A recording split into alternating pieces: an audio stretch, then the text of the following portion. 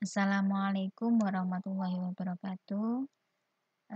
Kembali bersama saya Ibu Inga Bakti Untari untuk materi pembelajaran PKN kelas 9 yang akan kita pelajari adalah bentuk dan prinsip kedaulatan negara Republik Indonesia.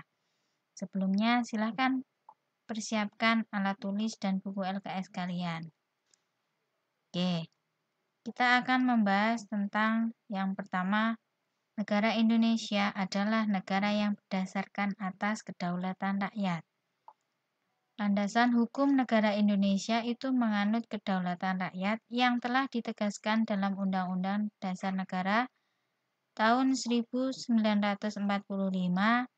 yang terdapat dalam pembukaan Undang-Undang Alinea keempat dan Undang-Undang Pasal 1 Ayat 2. Demikian, pelaksanaan kedaulatan rakyat ditentukan oleh undang-undang. Artinya, undang-undang merupakan bagian terpenting dari kedaulatan rakyat yang pelaksanaannya diserahkan kepada badan atau lembaga yang keberadaan, wewenang, serta tugas dan fungsinya ditentukan oleh undang-undang. Namun, penyerahan ini tetap dalam pengawasan oleh rakyat, baik secara langsung maupun lembaga yang dipilih untuk dibentuk atas mandat rakyat. Prinsip-prinsip kedaulatan negara Republik Indonesia. Yang pertama, negara Indonesia adalah negara yang kesatuannya berbentuk republik.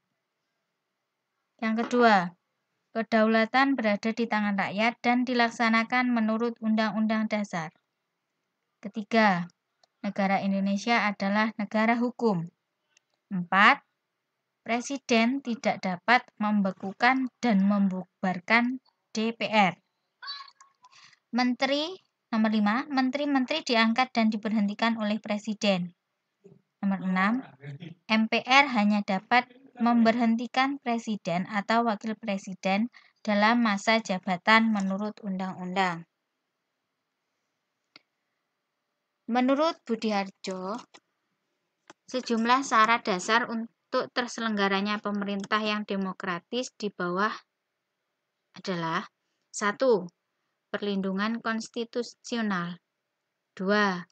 Badan kehakiman yang bebas dan tidak memihak. 3. Pemilihan umum yang bebas. 4. Kebebasan untuk menyatakan pendapat.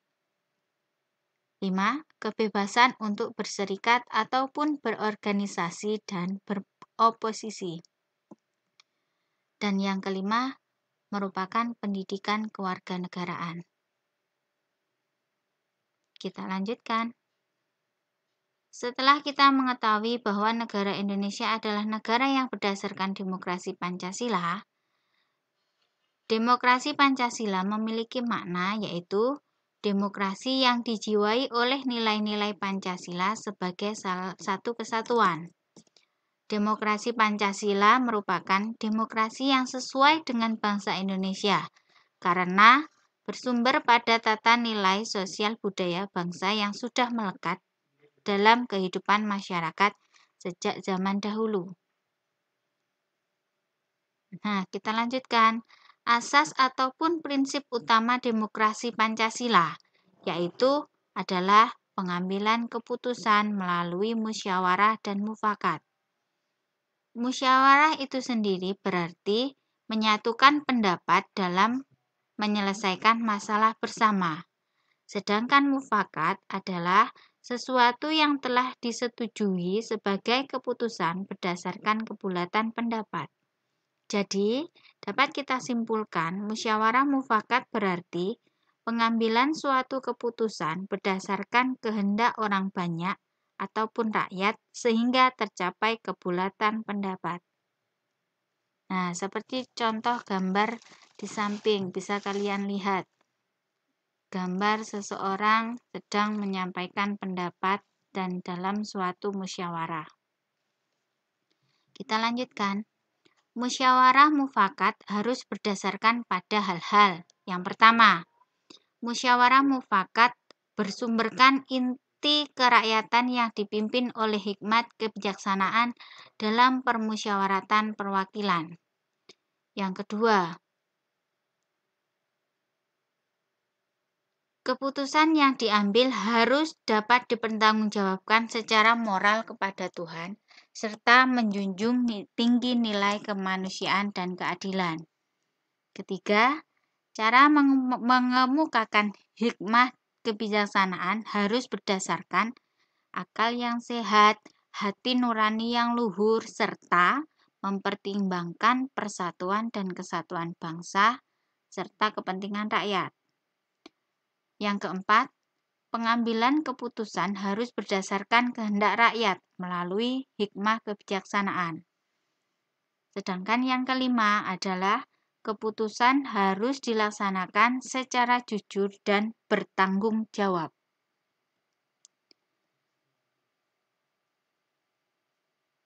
Sampai di sini apakah ada pertanyaan? Jika ada, langsung ditanyakan. Jika tidak ada, akan saya lanjutkan mengenai nilai lebih demokrasi Pancasila, yaitu adanya penghargaan terhadap hak asasi manusia dan hak minoritas. Demokrasi Pancasila itu tidak mengenal dominasi mayoritas ataupun tirani minoritas. Keputusan dalam demokrasi Pancasila itu mengutamakan kepentingan seluruh masyarakat, bangsa, dan juga negara. Kelompok minoritas ataupun mayoritas memiliki kedudukan yang sama dalam sebuah demokrasi Pancasila. Perhatikan tabel berikut, yaitu ada perbandingan antara demokrasi Pancasila dengan demokrasi liberal dan demokrasi sosialis. Berikut perbandingan demokrasi Pancasila dengan demokrasi liberalis dan demokrasi sosialis. Bisa kalian bedakan dari ketiga tabel di bawah ini.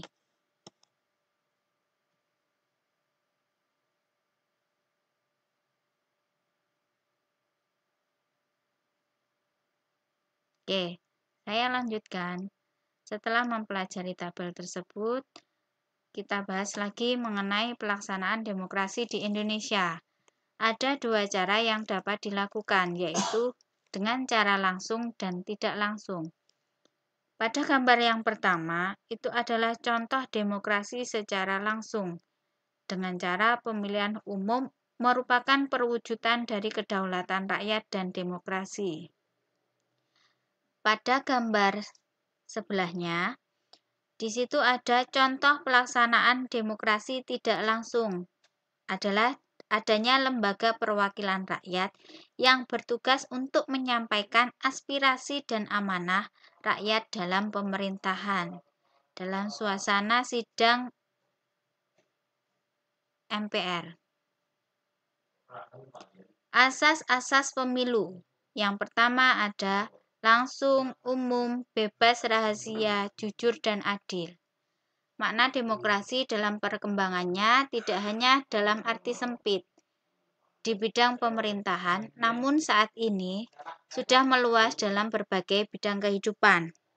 Prinsip demokrasi diterapkan dalam berbagai kehidupan seperti persamaan derajat, kebebasan mengeluarkan pendapat, supremasi hukum, dan partisipasi rakyat melandasi berbagai lingkungan kehidupan di sekolah, masyarakat, bangsa, ataupun negara.